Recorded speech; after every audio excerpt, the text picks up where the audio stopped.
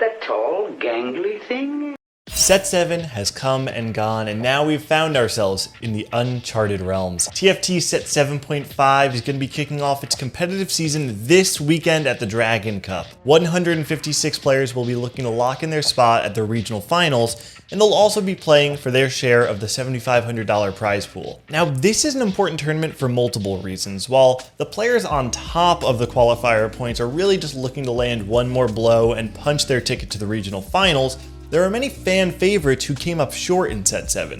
The Dragon Cup is their final chance to earn enough qualifier points to place in the top 10 and lock in their spot at regionals. But qualifier points are not the only way to qualify for regionals. If a player can place in the top 4 of the Dragon Cup, they will qualify directly into the regional finals no matter how many qualifier points they have. This can be the perfect slingshot for a lot of these players that are sitting way behind in the standings. On top of that, we also have the last chance qualifier coming up later this set for all of the players who did not qualify for regionals through qualifier points. Now let's talk about the talent at this event, and we'll start with the underperforming fan favorites. The players on my mind are Spicy Appies, Ramblin', and Goose. All three of these players have been on top of the North American competitive scene at one time or another, but in Set 7, they just fell short. All three of these players are incredibly behind in terms of qualifier points and really need to make a deep run in the event.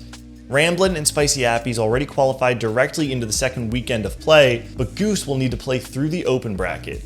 Pending a small miracle, it's hard to believe that we'll find all three of these North American favorites at the regional finals. Now, while players like Rainplosion, Asa, and Liquid Robin have been able to build up a lead of qualifier points this set, I think the most interesting players to look at are the ones on the cusp of that top 10. Setsuko, Liquid Kuramex, and Cloud9's K3 Soju are the three players who I have on my radar. These three veterans each have their own stories in competitive TFT history. Setsuko seems to have finally shed his ladder warrior reputation with a few deep runs in the last few sets. While he may not be a tournament favorite, he's a strong contender for any event as he still searches for his first tournament victory. Kuramex has advanced to the final day of nearly every regional finals apart from Set 6 where he didn't compete. He's had his ups and downs in TFT, but when push comes to shove, it seems like Kuramex can always perform when he's needed most. Pushing himself over the hump and into regionals here will be a great start to keeping up that streak. K3 Soju has consistently been among the greats of North America, with persistent middle-of-the-pack performances and some very high highs. It's hard to imagine a regional finals without North America's most popular player, and with him sitting at 14th place in qualifier points,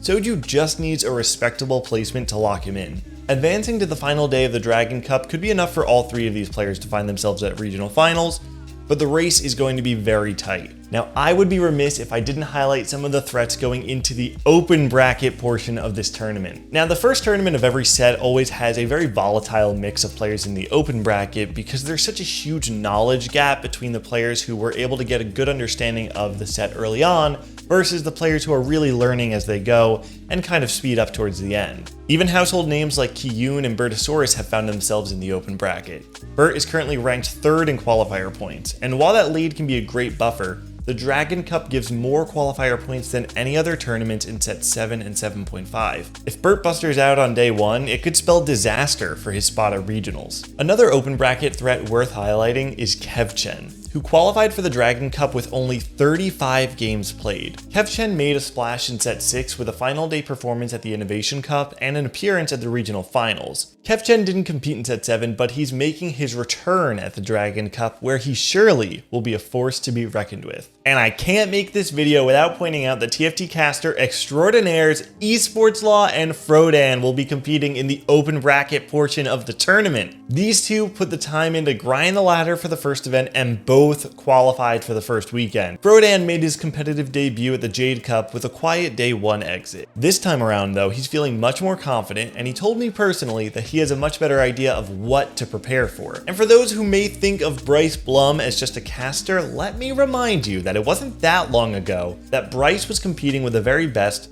for a spot at the regional finals back in Set 3. While Bryce might have retired and transitioned into casting after that set, the Dragon Cup is the perfect chance for Frodan and Bryce to show that they truly are the knowers. The Dragon Cup kicks off this weekend without an official broadcast, but next weekend, October 1st and 2nd, you can catch all the action on the main broadcast at twitch.tv/Teamfight Tactics. And that's all I have for you. Let me know in the comments who you are expecting to see at the regional finals coming out of this event.